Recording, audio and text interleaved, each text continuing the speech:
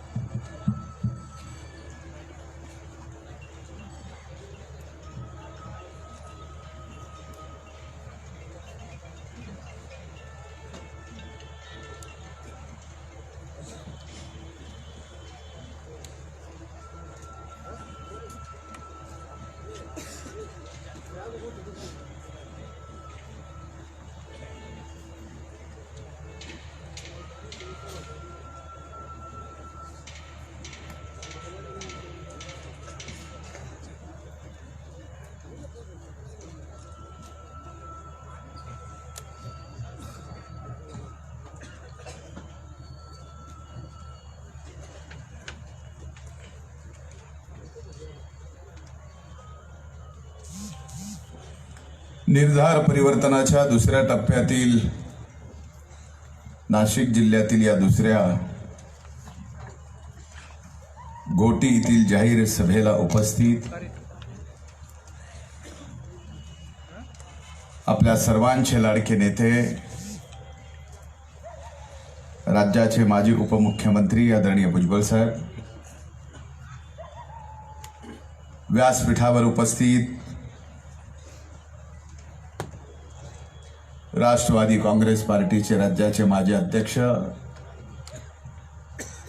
माजी मंत्री, आमच्या सर्वांचे आदरणीय नेते पिचड साहेब, व्यासपीठावर उपस्थित राष्ट्रीय महिला राष्ट्रवादी काँग्रेस पार्टीच्या अध्यक्षा फौजिया खान मॅडम,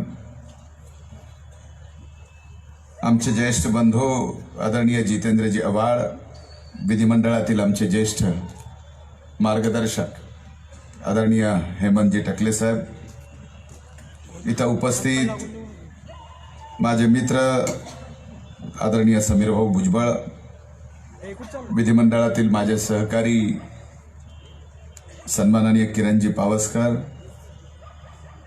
आदरणीय चित्राताई वाघ, विधिमंडळातील माझे माजी सहकारी आणि मित्र जयंत जाधव, जिल्ह्याचे अध्यक्ष कुंडाजी मामा आव्हाड, जिल्ह्याचे अध्यक्ष माननीय रवींद्रजी पगार, आदरणीय बापूसाहेबजी भुजबळ, या सभेच्या नियोजनामध्ये ज्यांनी परिश्रम घेतले ते आमचे सहकारी संदीपजी गुळवे, बाळासाहेबजी गाडवे, गोरखजी बोडखे, उदयजी जाधव, व्यासपीठावर उपस्थित घोटी इगतपुरी परिसरातील आणि नाशिक जिल्ह्यातील राष्ट्रवादी काँग्रेस पार्टीचे सर्व सन्माननीय नेते, राज्याच्या विविध आघाड्याचे सर्व सन्माननीय नेते, या सभेला उपस्थित माता भगिनी, वडीलधारी मंडळी, मोठ्या संख्येने असलेल्या माझ्या इथं उपस्थित तरुण भावांनो आणि पत्रकार मित्रांनो,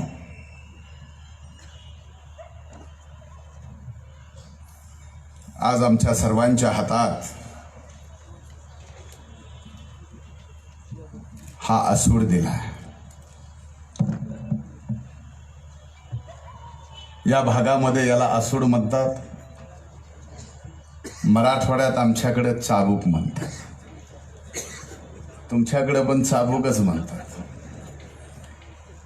याने जास्तीत जास्त बैलावर धाक दाखवता येतो, पण जर सरकार गेंड्याचं असेल तर या आसुडानं ते नीट होईल का याचा विचार माझ्या मनात भाषणाच्या सुरुवातीला आला.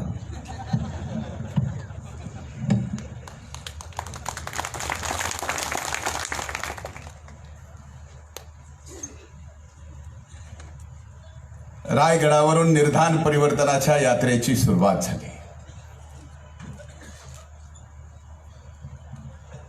हिंदवी स्वराज्याची राजधानी जिथून रयतेच्या कल्याणासाठी छत्रपती शिवाजी महाराजांनी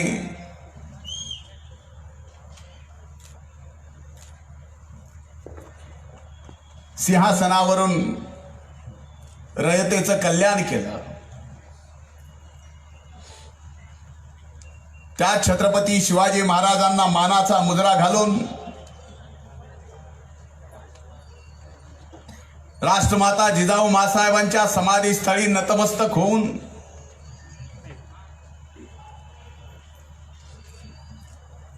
महाडला चौदार तळ्यावर परमपूजनीय डॉक्टर बाबासाहेब आंबेडकरांच्या स्मृतीस वंदन करून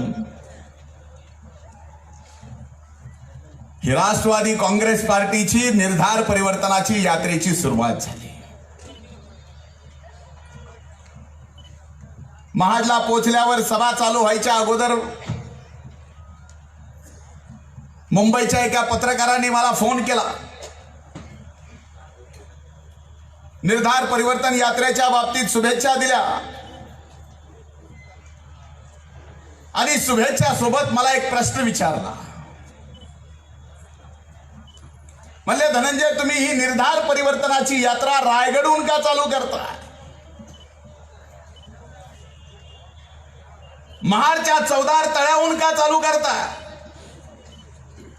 तुम्ही पुण्यातून चालू करू शकला असतात, कोल्हापुरातून करू शकला असतात, नागपूरमधून करू शकला असतात, औरंगाबाद मधून करू शकला असतात, नाशकातून करू शकला असतात, रायगडावरूनच का? मी उत्तर दिलं, म्हणलं, या हिंदुस्थानाच्या इतिहासात दिल्ली तख्तशहाच्या विरोधात पहिली परिवर्तनाची लढाई जर कोणी लढली असेल तर युगपुरुष छत्रपती शिवाजी महाराजांनी ती लढली.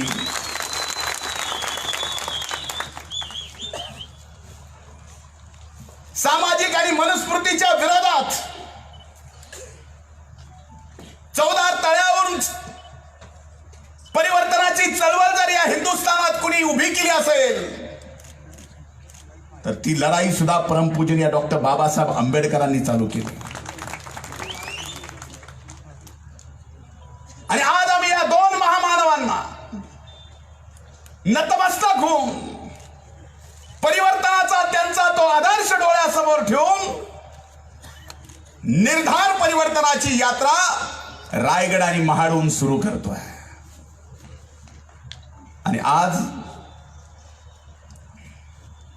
या परिवर्तन यात्रेचं नाशिकमध्ये स्वागत झालं.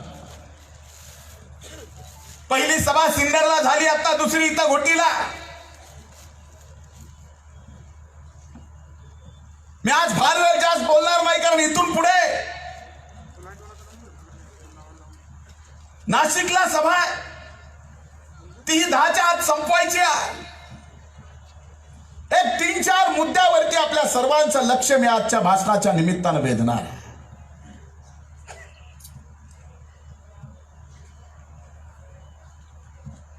काल परवा कुठल्या तरी भाषणामध्ये मी मुख्यमंत्री पंतप्रधानाची तुलना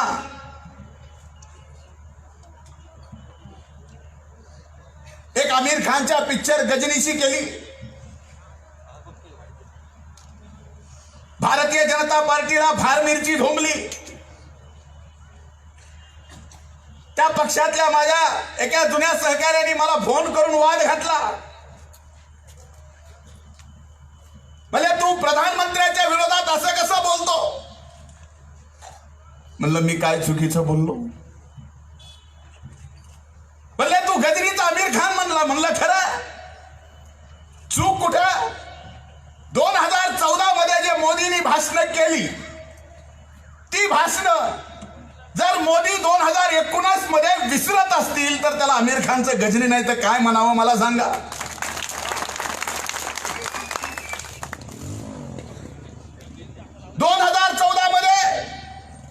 ज्या वेळेस गुजरातचे मुख्यमंत्री नरेंद्रभाई मोदी त्यावेळेस तर यूपीए सरकार जीएसटी आणण्याच्या बाबतीत निर्णय करत होतं, त्यावेळेस युट्यूबवर तुम्ही भाषण आजही पहा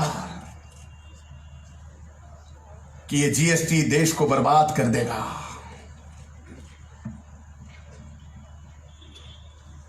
आरक्षणाच्या बाबतीत निवडणुकीतलं भाषण कि चुनाव के पहले कोई भी पार्टी जो सत्ता में होगी 5-2% आरक्षण दे देगी, लेकिन सुप्रीम कोर्ट ने निर्णय दिया है कि 50% के आगे कोई भी आरक्षण नहीं दे सकता. आता ह्यांनी दिलं. मग आता गजनीतला आमिर खान म्हणावं यांना, नाही तर काय म्हणावं मला तुम्हीच सांगा. ते सोडा, पण 2014च्या लोकसभेच्या निवडणुकीच्या काळात एक व्यक्ती या देशाच्या प्रधानमंत्री पदाचा उमेदवार म्हणून 125 कोटी जनतेला स्वप्न दाखवत होता. आणि 125 कोटी जनता त्या स्वप्नात रंगत होती. पहिलं स्वप्न दाखवलं अच्छे दिनचं. स्टेजवर यायचे, माईकवर बोलायला आले की समोरच्या लोकांकडून मोदी म्हणायचे अच्छे दिन, की समोर बसलेले लाखो लोक म्हणायचे आने वाले है. आता कसं आहे, आता या अच्छे दिनच्या बाबतीत कुणी इथं घोटीतच नाही, तर संबंध देशभरामध्ये गावातल्या चौकात चौकात चेष्टा व्हायला लागल्या. एक तर अच्छे दिन म्हणलं की समोरचं हसत, नाही तर शिवी देत. बरोबर आहे का नाही? आता ही तुम्ही आम्ही केलेली चेष्टा सोडून द्या, पण नरेंद्र मोदींच्या मंत्रिमंडळात मांडीला मांडी लावून बसणारे महाराष्ट्रातले एक दिग्गज नेते, ज्यांचं नाव माननीय नितीन गडकरी 4 महिन्यापूर्वी एका हिंदी न्यूज चॅनलला मुलाखत द्यायला गेले. मुलाखत चालू झाली आणि एक प्रश्न त्या वार्ताहरांनी नितीनजींना विचारला कि नितीन जी, आप बता सकते हैं कि इस देश में अच्छे दिन कब आने वाले हैं? नितीन जी ने उत्तर दिलं, ते बोले अच्छे दिन विच्छे दिन कुछ नहीं होते, उसको महसूस करना होता है. मी आज घोटीत आपल्या सगळ्यांना विचारायला आलो आहे, क्या आपको अच्छे दिन महसूस हो रहे हैं? अच्छे दिनच्या नावावर फसवलं. विदेश से काला धन लाऊंगा, खाते में 15 लाख जमा कराऊंगा. हा इथं एखादा खातेदार ज्याच्या खात्यावर 15 लाख जमा झालेत, 15 पैसे सुद्धा नाही. पण आणखीनही मोदीचे काही अंधभक्त आहेत, ज्यांनी जनधन योजनेमध्ये बँकेत फुकट खातं उघडलंय. काही राहिलेत ज्यांना आणखीन वाटतंय आचारसंहितेच्या अगोदर का होईना मोदी 25 हजार तरी आपल्या अकाउंटला सारणार.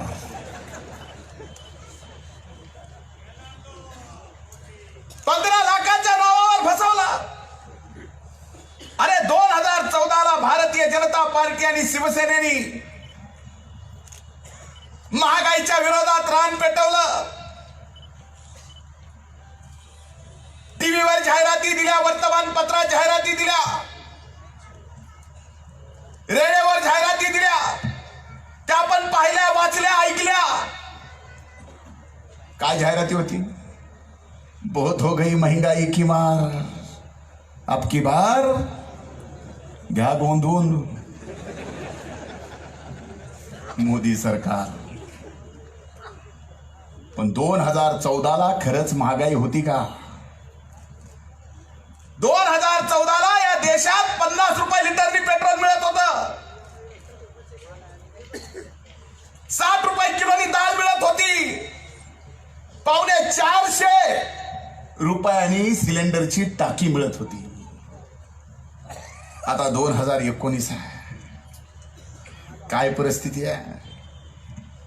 आज 50 रुपयाचं पेट्रोल 80 रुपयाच्या आसपास गेलंय. बरं झालं 19ला या ठिकाणी लोकसभेच्या निवडणुका लागल्या, नाही तर विराटची ऑस्ट्रेलियामध्ये सेंचुरी झाली असती का नसती माहित नाही, पण पेट्रोलनी मात्र नक्कीच आपली सेंचुरी केली असती.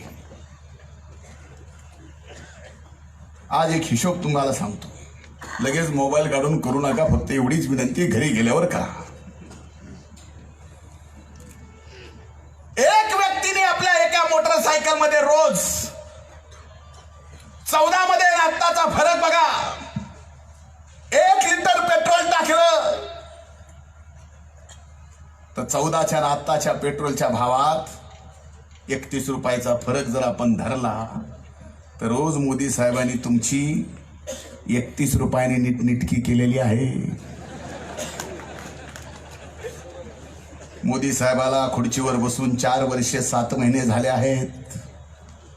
4 वर्षे 7 महिन्याचे दिवसाचा हिशोब करा. घरी गेल्यावर गुणिले 31 रुपये करा. काय हिशोब येतोय बघा. आणि झोप आली तर मला फोन करून सांगा झोप आली म्हणून. 450 रुपयाचा सिलेंडर आज काय भाव आहे?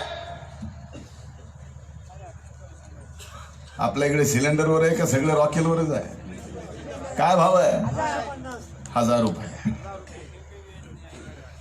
450 आणि 1000 रुपयामध्ये फरक आहे 650चा.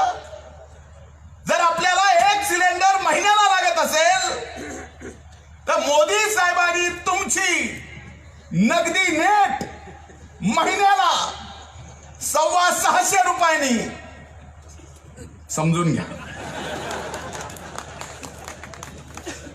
4 वर्ष 7 महिने, एका वर्षात 12 महिने. हिशोब करा. झोपताना आणि झोप लागते का सांगा. अरे महागाई थांबवतो म्हणून त्यावेळेस बहुत हो गई महंगाईच्या जाहिराती केल्या आणि त्या जाहिरातीमध्ये एक अक्काबाईला आणलं आणि ती अक्काबाई म्हणायची तुमच्या महागाईनं आमचं कंबरड मोडलं, जनता तुम्हाला माफ नाही करणार. 4 वर्ष 7 महिने झालं त्या अक्काबाईला शोधतोय, सापडतच नाही.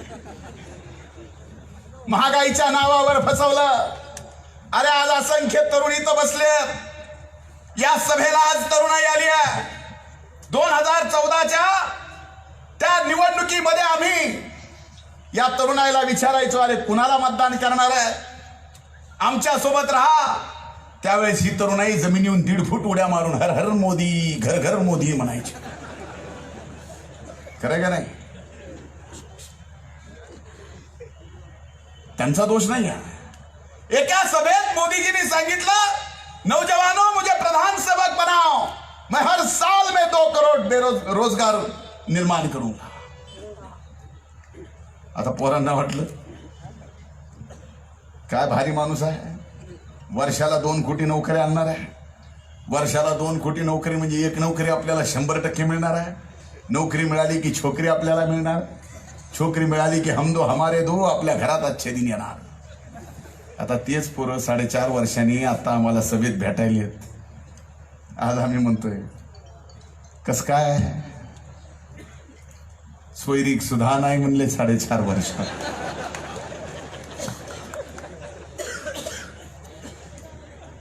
या देशातल्या तरुणाईची फसवणूक केली.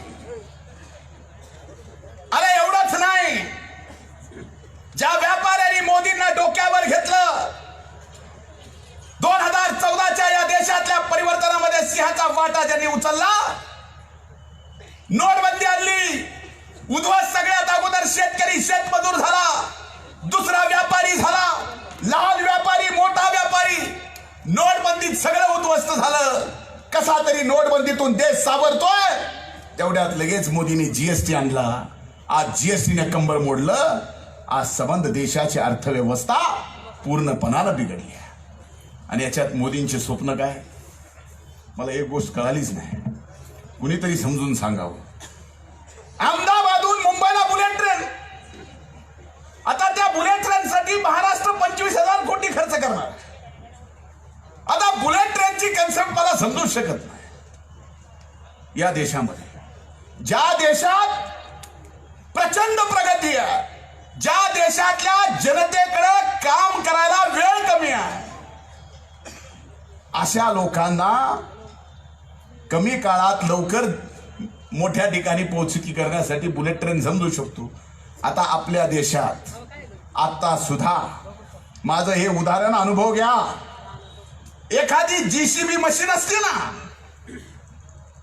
ती जरी रिवर्स कुठं टाकून महाग यायला लागली तर महाग 5-25 लोक अंदो अंदो अंदो म्हणून असतात. आता एवढा वेळ जर आपल्याकडे असेल तर आपल्याला बुलेट ट्रेनची गरज आहे का? कशासाठी? आज समृद्धी मार्गाच्या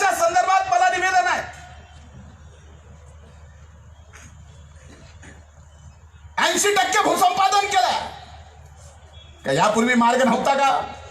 झाला, लोकांनी जमिनी दिल्या, पण दिलेल्या जमिनीनंतर सुद्धा आज जर शेतकऱ्यावर अन्याय होत असेल तर राष्ट्रवादी काँग्रेस पार्टी कधीही शेतकऱ्यावर अन्याय होऊ देणार नाही.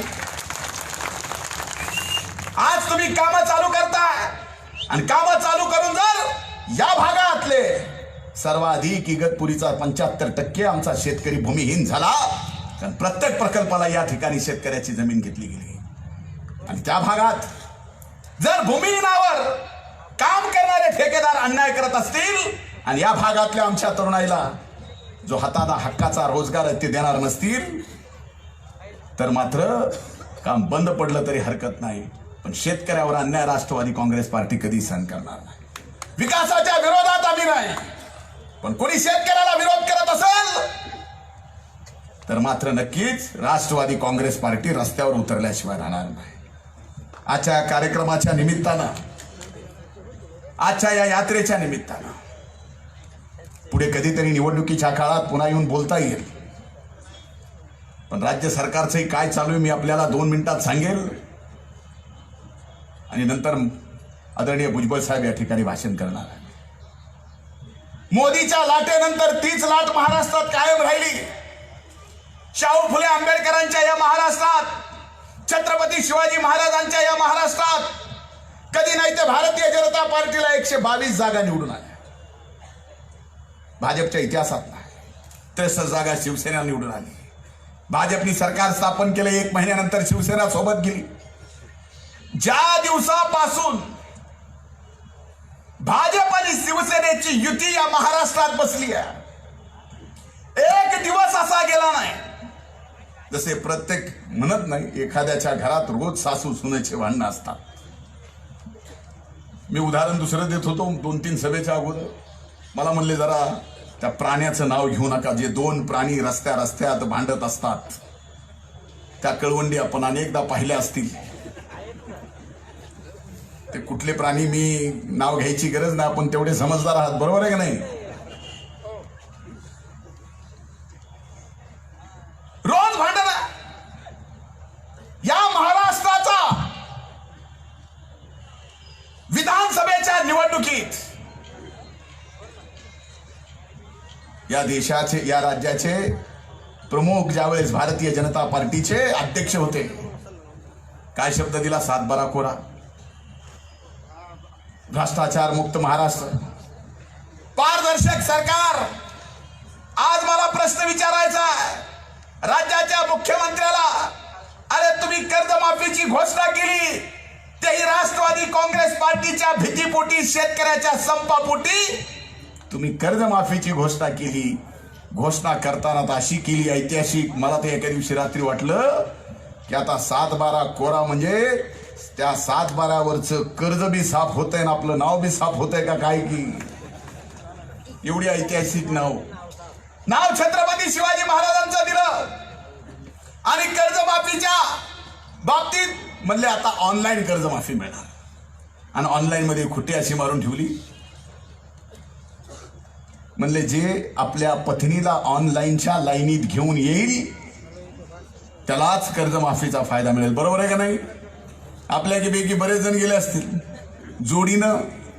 मी मुख्यमंत्र्याला म्हणलं, अरे तुम्ही शेतकऱ्याला जोडीनं कर्जमाफीच्या ऑनलाईनच्या लाईनीत उभा करताय, नेमकं तुम्हाला कर्जमाफी द्यायची आहे का तुमच्या घरात झालेल्या सत्यनारायणाच्या पूजेचा प्रसाद द्यायचा एवढं तर सांगा. जोडीनी कशाला? बरं का, आपण सांसारिक माणसं, रोजच आपल्या सगळ्याच्या घरात वातावरण चांगलं असेल असं काही खात्रीलायक कोण सांगू शकत नाही. काय नवरा बायको तर रोज कधी कधी होतं, पण त्या काळामध्ये उभ्या महाराष्ट्रात 1.5 लाख शेतकऱ्यामध्ये त्याच ऑनलाईन भरायच्या 15 दिवसाच्या काळात जर अनेक शेतकऱ्याचं आपल्या बायको सोबत नसलं जमलं, किती मोठी भानगड आहे. मुकले ना त्या कर्जमाफीला. म्हणजे नियोजन आणि सरकार चालवायची अक्कल म्हणून ह्यांना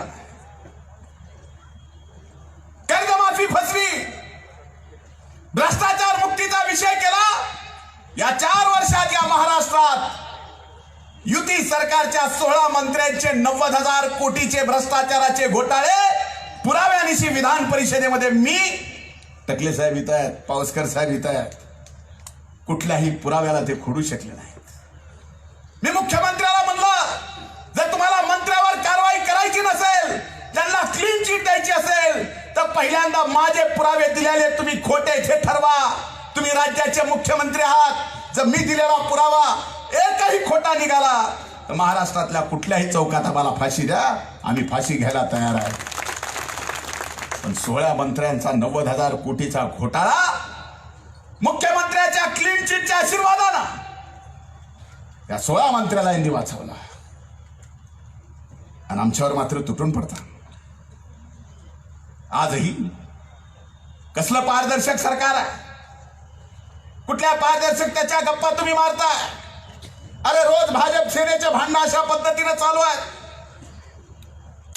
की शेवटी आता शिवसेनेची आणि भाजपची अवस्था ही पाहिल्यानंतर मला एक जणांनी गोष्ट सांगितली. एक वाघ असते, ते जंगलातले मजेत राहत असते. एका दिवशी त्या वाघाला एका मुलीवर प्रेम होते. ती मुलगी वाघाला म्हणते, मलाही तू आवडतोस, पण तुला नख आहेत, मला लागतील ना. वाघाला वाटतं अरे खरंच मला नख आहेत. वाघ जातय, नख कापून येते. मुलगी म्हणते नख कापलेस बरं केलंस, पण तुला सुळे दात आहेत, ते मला लागतील ना. वाघ म्हणतो अरे खरंच मला दात आहेत. वाघ पुन्हा जातय, दात पाडून येते. आणि दात पाडल्यावर वाघाच्या लक्षात येतंय अरे आपण तर जंगलाचे राजे. नख काढले, दात पाडले, शिकार करायची कशी, खायचं कसं. वाघ उपाशी मारायला येत, वाघाचा कुत्रा होतो. आणि तशा अवस्थेत पुन्हा ती पोरगी त्या वाघाला दिसते. वाघ जवळ जायचा प्रयत्न करतो, तेवढ्यात ती मुलगी काठी हातात घेते आणि त्या वाघाला कुत्र्यागत बडविते. आता कृपा करून हे वाघ कोण आणि ती मुलगी कोण यांचं नाव मला घ्यायला लावू नका. आपण एवढे सुज्ञ आहात, समजून घ्यावी एवढी माझी कळकळीची विनंती आहे. ही आज भाजप आणि सेनेची अवस्था. काल परवा शिवसेनेचे कार्याध्यक्ष आमच्या बीडला गेले.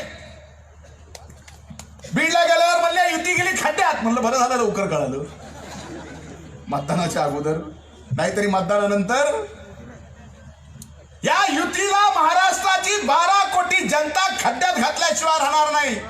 एवढं तुम्ही महाराष्ट्राचं वाटोळं केलं. आज एका गोष्टीचं वाईट वाटतं की काही कारण नसताना आदरणीय भुजबळ साहेबांना तुम्ही अडचणीत आणला. आणि आजही भारतीय जनता पार्टी सोशल मीडियावर आमच्या नेत्याच्या बाबतीत, भुजबळ साहेबांच्या बाबतीत अशा अभद्र टिप्पणी करायला लागलेत की म्हणले बघा आता 7 महिन्यात एकदाही छातीत कळ आली नाही भुजबळ साहेबांच्या. भाजप किती गलिच्छ आहेत तुम्ही. तुमच्या बुद्धीची कीव करा वाटते. अरे तुम्हाला काय वाटतं की आदरणीय भुजबळ साहेबांना तुम्ही अडचणीत आणलं म्हणजे आम्ही सगळे संपलोत? अरे राष्ट्रवादी तर राष्ट्रवादी, आदरणीय भुजबळ साहेब सुद्धा तुम्हाला पुरून उरल्याशिवाय राहणार नाहीत. हे सुद्धा या ठिकाणी आज माझ्यासारखा एक कार्यकर्ता निधड्या छातीने सांगायला तयार आहे. तुम्ही काय समजा लागले? आज या नाशिक जिल्ह्याचा जो भुजबळ साहेबांनी नावलौकिक केला, समीर भाऊने खासदार असताना नावलौकिक केला, हे आपल्याला विसरता येईल? या घाटाचं जे उदाहरण आव्हाड साहेबांनी या ठिकाणी दिलं,